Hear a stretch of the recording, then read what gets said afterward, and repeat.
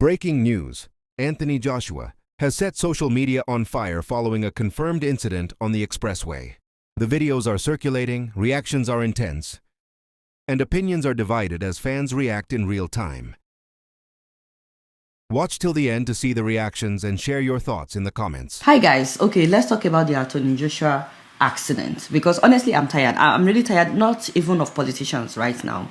I'm not expecting them to change, but I'm tired of the regular Nigerians who are more concerned about protecting the image of Nigeria. Let's not say anything bad about Nigeria. This has nothing to do with Nigeria. This is not the fault of Nigeria. And this thing happens every so often. And each time it happens, it is actually an opportunity for us as a nation to collectively advocate for real change. We're talking about something that may save your life tomorrow. Nobody is trying to paint Nigeria bad. But let's take a look at this accident. And this accident scenes don't look like this in other parts of the world. What do you see? The first thing that when you saw the accident, chaos everywhere, confusion everywhere. Let's start with the cause of the accident. The Federal Road Safety said that they were overspeeding and that they were trying to overtake on the right side of the road instead of overtaking on the left, on the expressway, that they were trying to overtake on the right. And so they hit this trailer, semi-truck that was parked there, stationary truck. And everybody is like, why would they want to overtake on the right side of the road?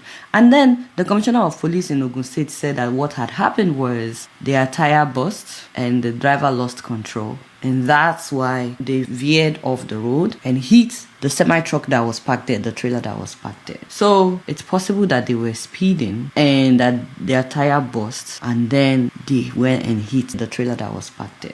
I'm not saying that they should be speeding, not at all. But let's start from there. Is there any repercussion? Is there any measures in place for speeding in Nigeria? I'm not saying that Nigeria is the only place where people speed, but in other places, I know that you can get a ticket.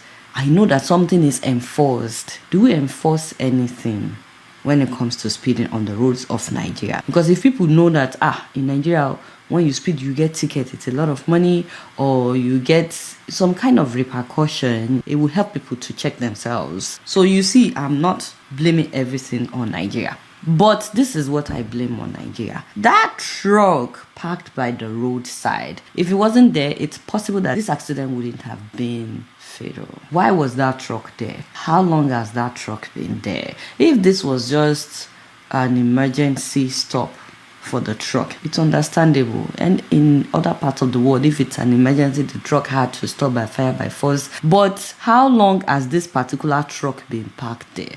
Because me, every time I go home, I see things like that a lot. I will see trucks parked along express road, not just the Lagos-Ibadan express road. If you are going to northern part of the country and you drive through the Mokwa Jeba expressway, the trucks are not just on one side of the road, they are on both sides of the road.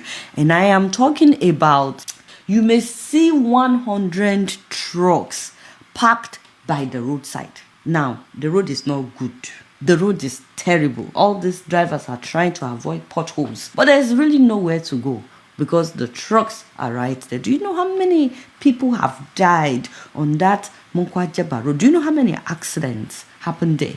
That is number two. Is there any repercussion for truck drivers to just park along the roadside? Would anything change after this accident? I think it is very important for us as Nigerians to collectively condemn what needs to be condemned. Overspeeding, let us all condemn it. At the same time, while you are pointing at Anthony Joshua's team, while you are pointing at them for speeding, point at your government as well for not doing what they are supposed to do, because tomorrow it may be you. It may be your life that will be saved. Would anything change after this accident? Or tomorrow now, we will still be driving by Lagos-Ibadan Express Road and still see trucks parked by the roadside. And please, stop saying they park by the roadside in other places. No, people don't just park by the roadside on highways here. In fact, they write it on so many highways: no parking, no stopping, unless you absolutely have to in case of an emergency, and you don't stay there long. They can give you tickets. They can tow you away at any time. It's not allowed because they know it's a hazard. They know it is dangerous. It can cause accident. And that is exactly what happened in Nigeria. Not just that. Look at that accident scene. My God, accident scenes don't look like this in other parts of the world. First and foremost, there's always a huge crowd whenever there's an accident in Nigeria. In other parts of the world, the first thing that people do is call for first responders. Guys, not one ambulance, not one paramedic was on the site. These are people that have been trained to handle accidents. These are people that have been trained to take care of victims. You are not supposed to drag an accident victim, especially such a fatal accident that people died. You're not supposed to drag anybody out of the vehicle. You're supposed to wait for the paramedics, especially when people have been injured, because you never know what internal injury they may have.